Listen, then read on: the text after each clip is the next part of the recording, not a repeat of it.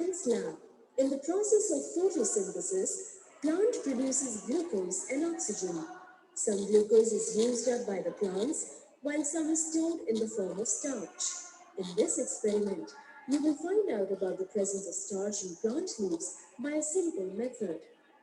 The apparatus and materials that you require to perform this experiment are Bunsen burner, tripod stand, beaker half filled with water, test tube, forceps, petri dish, a green leaf, wire gauze, ethanol, and iodine solution. So let's get started. Take a green leaf from a plant that has been exposed to sunlight for a few hours. This is because starch is formed in the leaves in the presence of sunlight. This experiment will not show any result if you take a leaf which is kept away from sunlight for several days. Heat a beaker half filled with water. Once the water starts boiling, put the leaf in it. Allow the leaf to remain in the boiling water for about 2 or 3 minutes. Boiling a leaf in water breaks the cell membranes and cell wall of the leaf and makes it more permeable to iodine solution. Now, turn off the Bunsen burner. Carefully take out the boiled leaf from the beaker with the help of forceps and put the leaf in a test tube containing ethanol. Ethanol decolorizes the leaf by washing out the chlorophyll. Now, place this test tube in a beaker containing hot water. Allow the test tube to remain in water till the green color of the leaf is removed by ethanol. Next, remove the test tube from the hot water. Remove the colorless leaf with forceps from the hot methylated spirit and place it back to the hot water in the beaker. Hot water softens the leaf tissues. After a few minutes, pull out the colorless leaf from the hot water with the help of forceps. Spread this leaf evenly in a petri dish. Add a few drops of iodine to the colorless leaf. What do you observe? The colorless leaf turns blue-black in color. Why does it happen? Iodine is an indicator that turns blue-black in the presence of starch. Turning of the colorless leaf to blue-black indicates the presence of starch in it. You have now successfully completed this experiment.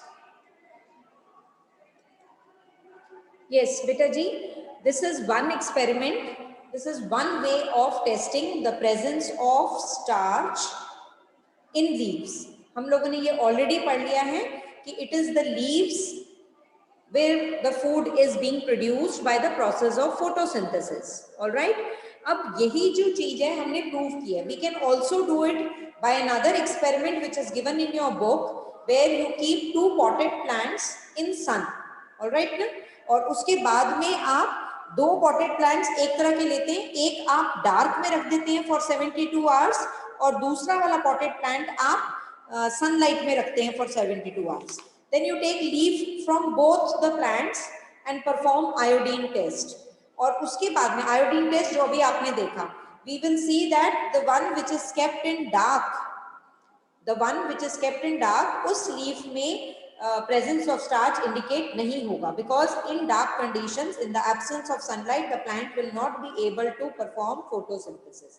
So we can do both the test, either the test which I have shown you now or this test to confirm the presence of starch in leaves. We know that photosynthesis occurs in the greener parts of the plant. All right. So match the items given in column 1 with those in column 2. Chlorophyll. Aditi Dubey. Kindly unmute yourself. Ma'am, leaf. Very good. Ma'am, leaf. Okay. Manya. Nitrogen. Bacteria. Bacteria. Amar Bale. Sahajveer. Parasite. Parasite. Shabash. Perline Kaur. Animals. Heterotrophs. Very good. Then Nishit. Insects. Pitcher plant. Hanji. Pitcher plant. Very Pitcher plant. Very good, very good. Mark true if the statement is true and false if false. Carbon dioxide is released during photosynthesis. Shipra. False. False. What is released during photosynthesis? Oxygen. Shabash. Trisha Arora. Plants which synthesize their food themselves are called saprotrophs. False. False. What are they called which synthesize their food themselves? Symbiosis. Huh? Ma'am, symbiosis. Food plants which synthesize their food themselves are called what? Ma'am symbiosis नहीं कहते उनको? नहीं बेटा जी, जो plants अपने food synthesise कर लेते हैं, अमनदीप, उनको क्या कहते हैं बेटा?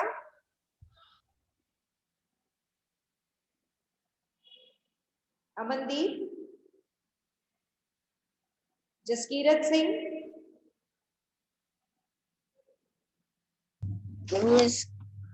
हाँ जी, ma'am parasite. plants which synthesize their food themselves are called what? Photosynthesis. Ma'am autotrophic. Autotrophs. Autotrophic plants. The product of photosynthesis is not a protein. Tanveer Singh, winning. False. Product of photosynthesis is not a protein. Ma'am true. It is true. Protein तो नहीं होता है photosynthesis का product, ठीक है? क्या होता है product of photosynthesis? Carbohydrate. Carbohydrate. शाबाश. Solar energy is converted into chemical energy during photosynthesis. Ranjita Singh. Ma'am true. Solar energy is converted. Very good. It is true. Very good. Next is choose the correct option from the following. Which part of the plant takes in carbon dioxide from air for photosynthesis? I want Gursimran to answer me. Gursimran. Which part of the plant takes carbon dioxide from the air for photosynthesis?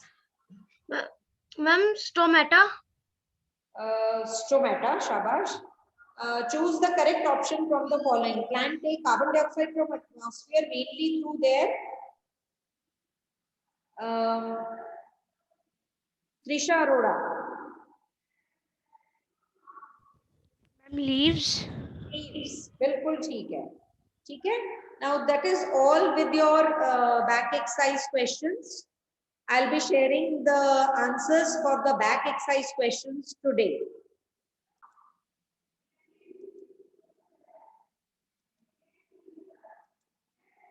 This is the structure of stomata. All right. What you have to draw in your notebooks. Now each stomata जो होता है, each stomata, it contains. This is the opening stoma, the pore through which exchange of gases occurs, and this is the two. Each pore is surrounded by two guard cells. These guard cells are kidney-shaped or bean-shaped cells, and they are protecting or they are surrounding this stoma.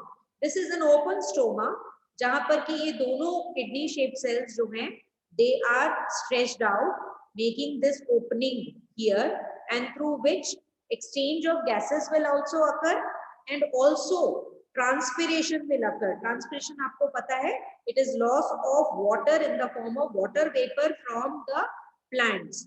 तो यहाँ पर जो है, यहाँ पर these structures I can see, this is a nucleus of cell. Each cell has its own nucleus. These green color dotted structures are called as the chloroplast. ये chloroplast जो है, they are part of the cell which contain the green color pigment chlorophyll. तो chloroplast में chlorophyll है और ये chloroplast बहुत ज्यादा प्रेजेंट होते हैं, making the whole of the cell appear green in colour. And this is another structure vacuole which we will be studying in next class, higher classes. Then this is the guard cell and there is an outer protective covering for each cell which is called as the cell wall. तो ये condition है जहां पर कि stomata open है और इस pore के through exchange of gases and transpiration will occur.